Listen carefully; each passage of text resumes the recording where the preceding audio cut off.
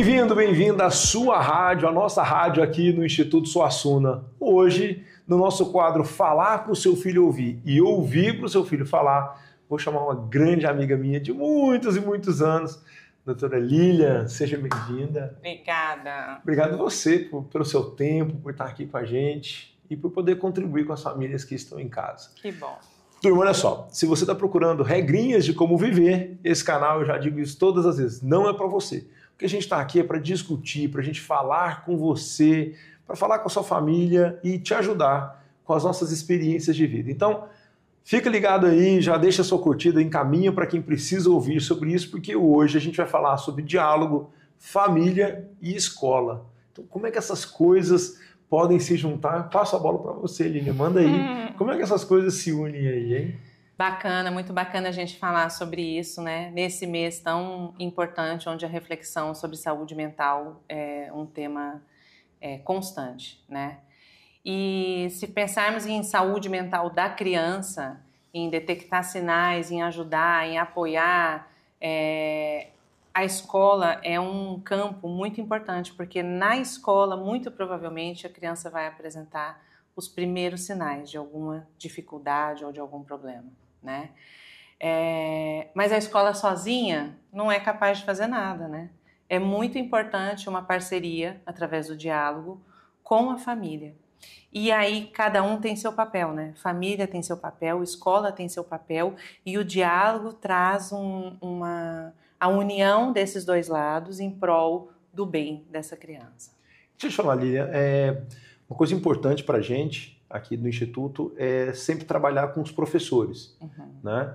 A gente teve, ano passado, um projeto onde fizemos uma intervenção com pais e professores de uma escola e o que a gente conseguiu encontrar é inimaginável. A gente pode deixar o link aí depois para vocês acompanharem o que a gente aprontou.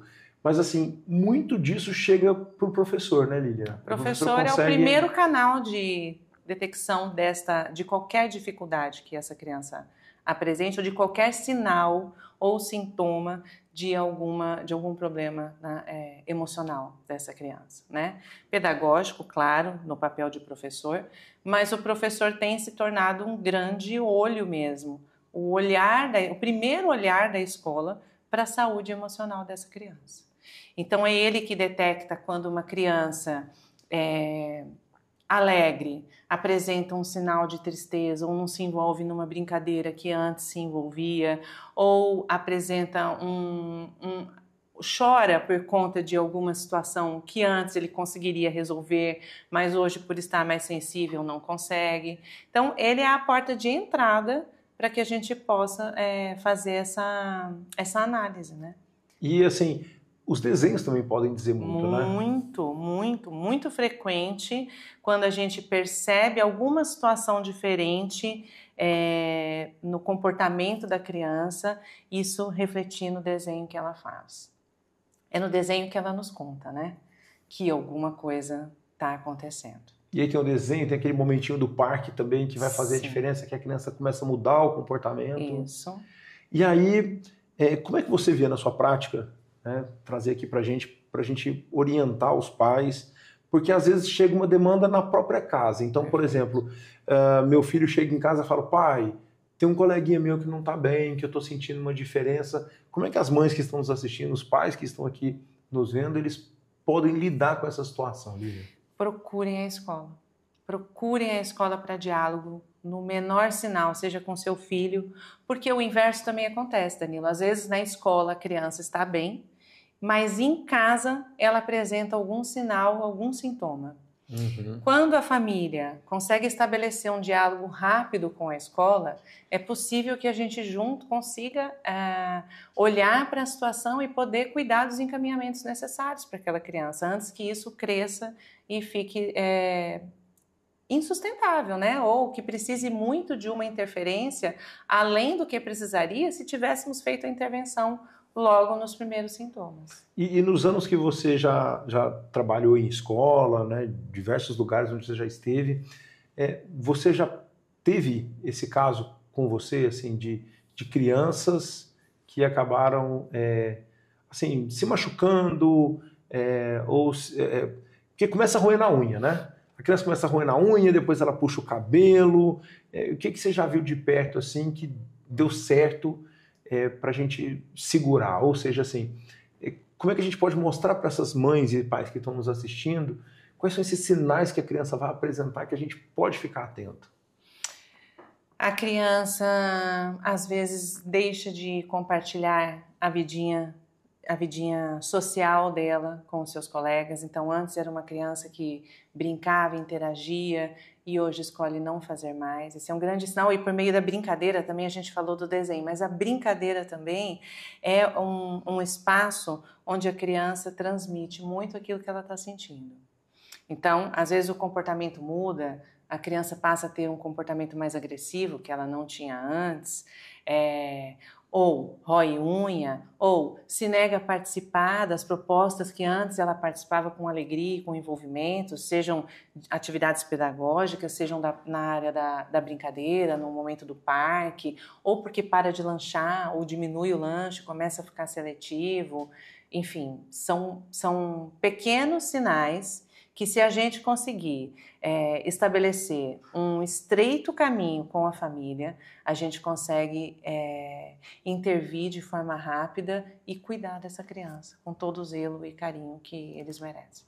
O que a Karina está trazendo para a gente é que a gente precisa estar atento à criança, independente do sinal, quais são os sinais. E aí vamos lembrar uma coisa, a gente não está aqui para dizer regra para a sua vida. Sempre digo isso aqui nos nossos podcasts, no nosso canal, que a gente não está aqui para dar uma regra para você viver, senão dizer para você que existem alertas que a gente pode ter e possibilidades que a gente tem com essas crianças.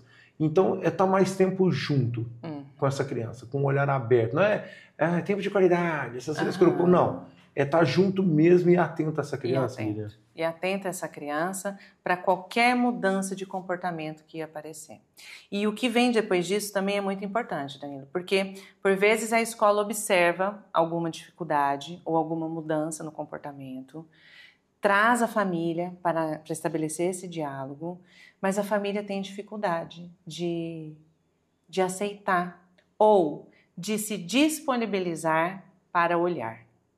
E aí é que a gente perde o time, né? Então, existe uma dificuldade da família também em assumir e aceitar que isso está acontecendo com ela. Exato. E o contrário também é verdadeiro. Quando a família vem com uma demanda para a escola também precisa estar aberta para olhar para isso com carinho, né? Porque a escola também não pode ficar na negação. Então, eu acho que o principal de tudo isso é aparecer um sinal, seja em casa, seja na escola, é ambas partes estarem abertas para poder dialogar, para poder pensar, para poder observar, para poder investigar e entender que caminho que a gente pode seguir. E você trabalha com crianças até ali... Até 10 anos até de seus idade. 10 anos. Você percebe que o âmbito da depressão, a ansiedade, isso vem acometendo mais essas crianças do que antigamente? Sim, com certeza. Com certeza. Era muito raro a gente ter antigamente um caso de criança que apresentasse um quadro de depressão e que chegasse na escola, né? E que apresentasse também na escola. Porque às vezes a criança tem um quadro de depressão, mas a escola é a válvula de escape, é onde ela se liberta, onde ela fica bem. Interessante. Mas a cada ano a gente tem sentido uma crescente nessa observação, sabe?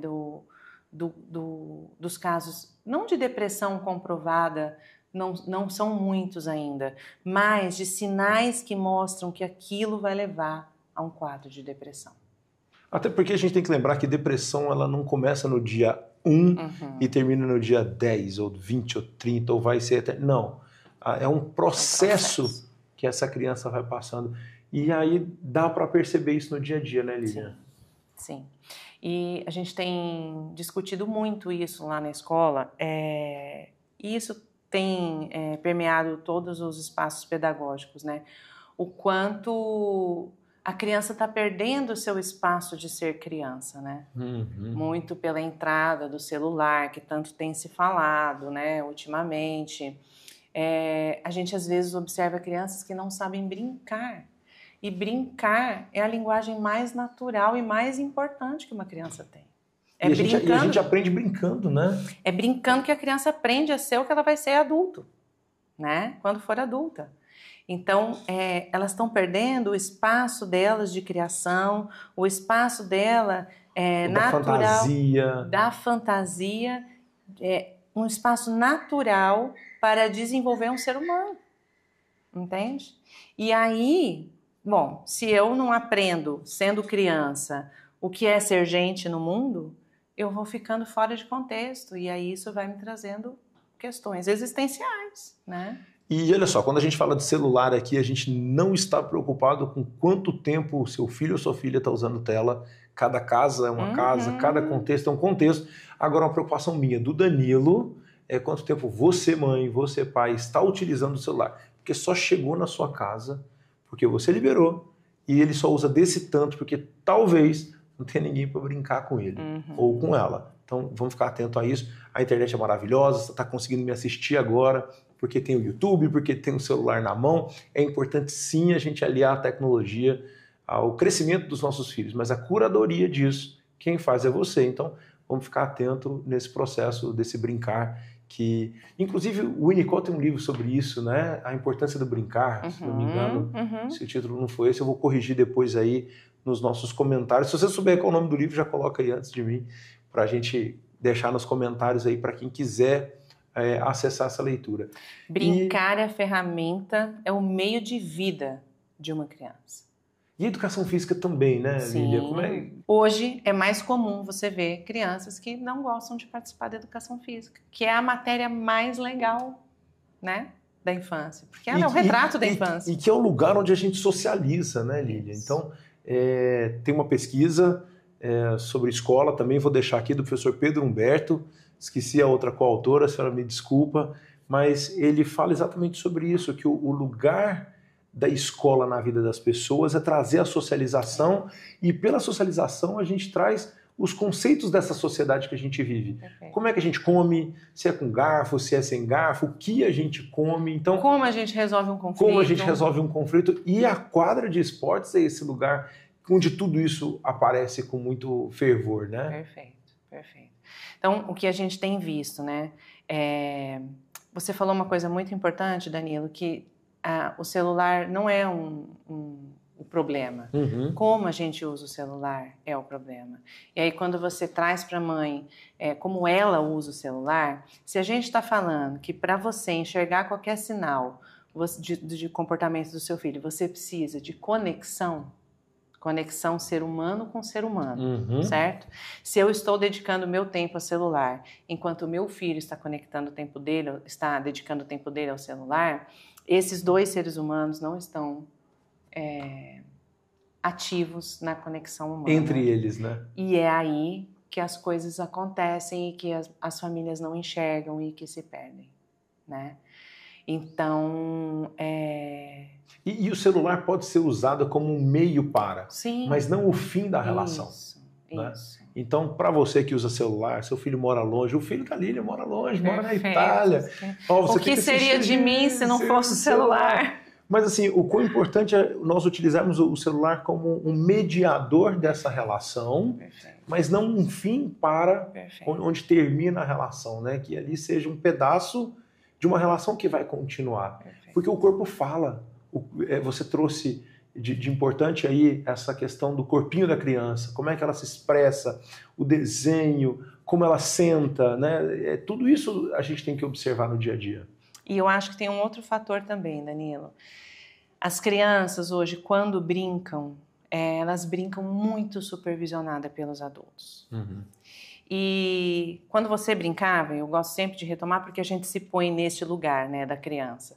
Quando você brincava, quando você saía na rua para brincar, sua mãe não ia atrás de você para saber o que você estava fazendo. Não dava tempo. Né? Dona Virgínia ficava até 11 horas no consultório. Mas a minha mãe, por exemplo, a minha mãe era dona de casa. Mesmo assim, ela não era a mãe que ia atrás da gente. Nossa, que maravilha você falar isso. Para tudo. Escuta isso, porque as pessoas me falam o seguinte, Lília, porque a mãe de antigamente tinha tempo de ficar. Eu falei, não tem essa. A mãe de antigamente tinha que lavar, passar, torcer. Exato. Cozinhar, do mesmo jeito que as mães hoje. Levar, buscar. Eu sempre brinco assim, é diferente que em casa vocês têm a linha branca, né? Que é geladeira para guardar, a máquina de lavar para lavar, muita gente tem a máquina de lavar roupa, muita gente tem a máquina até de lavar louça, então a mãe não está em casa, mas ela está trabalhando. E antigamente a mãe também trabalhava muito. Sim. Então sua mãe não supervisionava você? Não supervisionava. Ótimo você trazer isso. Ela supervisionava aquilo que a gente trazia para dentro de casa. E aí sim, instruía aquilo que a gente trazia. Mas como que a gente aprendeu que se eu falar grosso com um colega vai dar ruim? Falando grosso com um colega dando ruim. Né? E hoje a gente percebe uma super proteção, até porque o mundo está mais perigoso mesmo, né?